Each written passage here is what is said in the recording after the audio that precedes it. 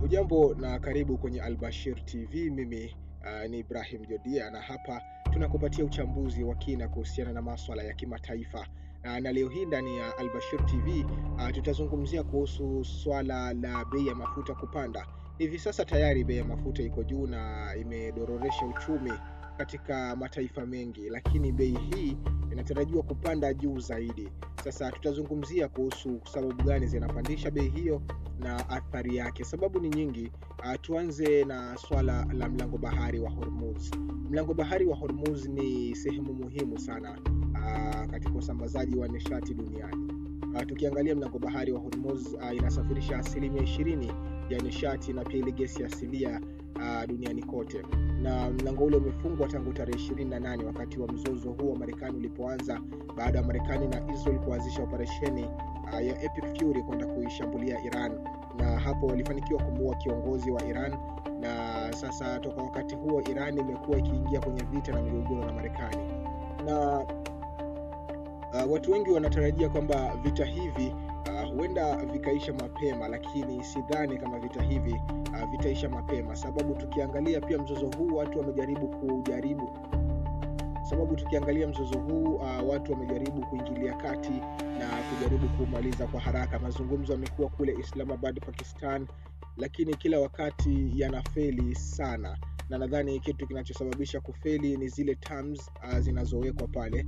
Marekani inataka Iran iache kabisa swala lake la nuclear, yani pia uratibishaji wa uranium wachukue kabisa. Hilo ni swala ambalo Iran halitaki, na Iran pia mapendekezo yake ni magumu. Inataka kulipwa fidia kwa uharibifu wa mali na mambo yote yaliyotokea toka vita vianze.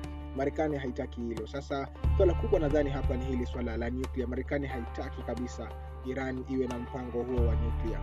Sasa kufungwa kwa mlango huo wa bahari kumeleta tabu sana katika soko la nishati.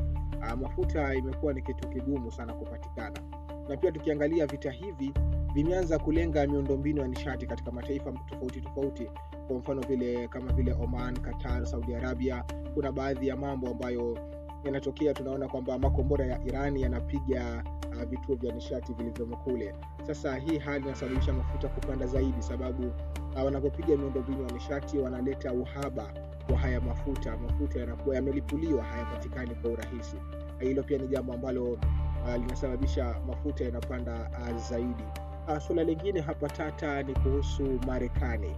Hivi sasa Marekani inatumia pesa nyingi mno katika hivi vita, na imetumia zaidi ya trilioni nyingi sana. Siwezi kutaja takwimu, lakini mpaka sasa trilioni zaidi ya 1 imetumika kwenye vita hivi ambavyo vilianza tarehe 28 Februari. Vita hivi vimekuwa vikiendelea kwa muda na Marekani inaingia katika deni kubwa. Sasa hii Marekani ikiingia katika deni kubwa, basi dola inaweza kushuka, na dola ikishuka itatatiza nchi kama vile Kenya na Tanzania, sababu itabidi zitafute pesa nyingi zaidi kwenda kununua mafuta. Yani uchumi wa dunia nzima utaharibika,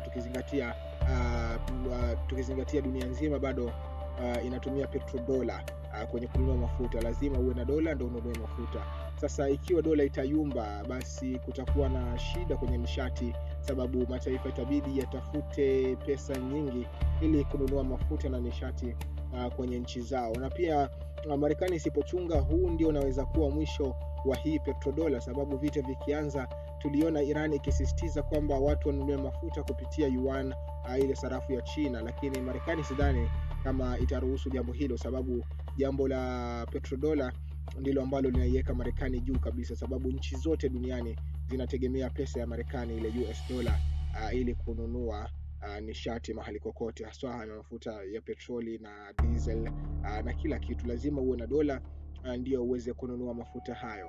Sasa deni la Marekani linaweza kufanya dola kushuka. Dola ikishuka inaweza kusababisha bei ya mafuta kupanda, ama nchi kutafuta pesa nyingi zaidi ili kujikimu na mafuta.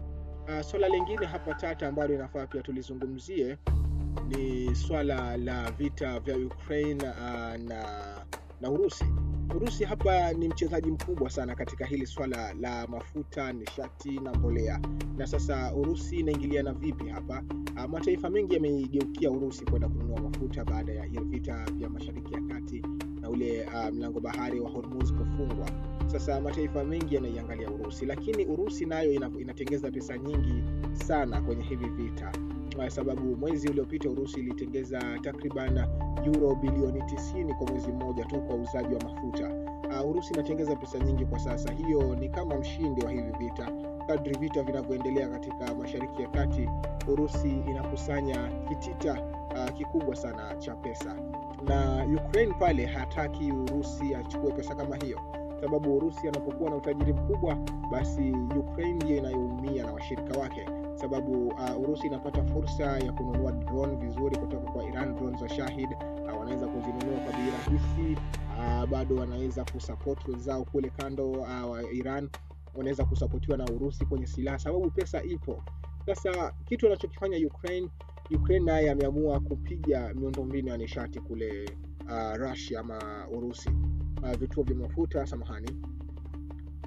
vya mafuta vimekuwa vikipigwa sana kule maeneo ya Urusi, na hichi kitendo cha Ukraine kupiga vituo vya mafuta vinasababisha Urusi kuuza mafuta kwa bei ya juu zaidi, kwa sababu ikiwa unaharibu mafuta yangu, basi haya iliyobaki Urusi inahakikisha inauza kwa bei ya juu zaidi ili kukidhi mahitaji yake. Kwa hiyo hapa tunaona hivi vita kuisha inakuwa ni ngumu, na Marekani ndio inayopoteza kwenye misingi ya kimafuta, sababu Urusi ikiwa inafaidika na pesa nyingi, Iran pia inafaidika na pesa hizo kwa kupata silaha mpya na kila kitu. Kwa hivyo hivi vita ni vya kimikakati, na hivi vita vitasababisha mafuta kupanda zaidi. Sasa hivi vita tunaweza dhani kwamba ni vita vya Mashariki ya Kati tu ama mataifa ya Ulaya, lakini ni vita ambavyo vitaathiri ulimwengu mzima. Nikisema hivyo ninamaanisha kwamba tukiangalia hivi vita kwa ukaribu, vinaweza kutatiza kila nyanja, sababu kila nyanja inatumia mafuta. Kwa mfano hapa Kenya ama Tanzania, kuna viwanda vingi vya kutengenezea vitu tofauti, bidhaa za kila siku humu, lakini hizo bidhaa haziwezi kutengezeka bila mafuta. Ikiwa mafuta yamepanda, basi bidhaa hizo itabidi zipande. Ikiwa mafuta yamepanda, basi kila kitu ambacho tunakitumia kitapanda. Sekta ya usafiri, tiketi za ndege, hata huko barabarani, hali inakuwa ngumu sana, sababu mafuta yakipanda, pia nauli zinapanda kwa kiasi kikubwa, na bidhaa huku nje ambazo zinatoka katika mataifa ya nje pia zitapanda, sababu nauli za ndege zitapanda, nauli za meli zitapanda. Yani vitu vingi vitakuwa vimeharibika sana. Kwa hiyo hivi vita ni vita vya Mashariki ya Kati na mataifa ya Ulaya, lakini pia vinaathiri dunia nzima. Tusitarajie kwamba hivi vita vitaisha hivi karibuni, sababu tunavyoangalia haya mazungumzo hayapo sawa, na kumekuwa na mashambulizi mapya baina ya Marekani na Iran. Sasa tusiombe hivi vita vikazidi zaidi ya hapa, sababu vikizidi zaidi ya hapa, na ikiwa wanapiga miundombinu ya nishati sana, na mlango bahari wa Hormuz bado ikiwa utafungwa, unaweza kufanya uchumi wa dunia kuzorota zaidi. Hasa ukiangalia mataifa kama Kenya yanategemea bidhaa zao nyingi kutoka nje. Mataifa mengi ya Kiafrika yanategemea bidhaa zao nyingi kutoka nje. Sasa ikiwa dola ya Marekani itashuka, itaharibu sana mifumo, na ikiwa mlango bahari wa Hormuz hautafunguliwa kwa mapema, basi mafuta yatapanda. Na maanisha kwamba Afrika pia inategemea vitu vingi kutoka kwa mataifa ya Ulaya, kwa mfano Urusi, China, Marekani. Kwa hiyo ikiwa hizi bidhaa zitapanda, ikiwa vita vitazidi kule, basi hizi bidhaa zinaweza kupanda zaidi na kuharibu uchumi wa Afrika. Sasa huo ni uchambuzi tu wa kina kuhusiana na bei ya mafuta itakavyopanda zaidi, lakini unaweza kutazama video za Al-Bashir TV hapo, zinaeleza zaidi kila siku kuhusu hivi vita. Kila wakati mambo mapya yanapochipuka utayapata hapo. Usisahau kutufollow, kusubscribe na kutufuatilia katika mitandao mingine ya kijamii kama vile Facebook, like, share na comment. Kumbuka mimi ni Ibrahim Jodia na hii ni Al-Bashir TV. Shukran. Al-Bashir TV, dunia na Afrika kwa lugha yetu.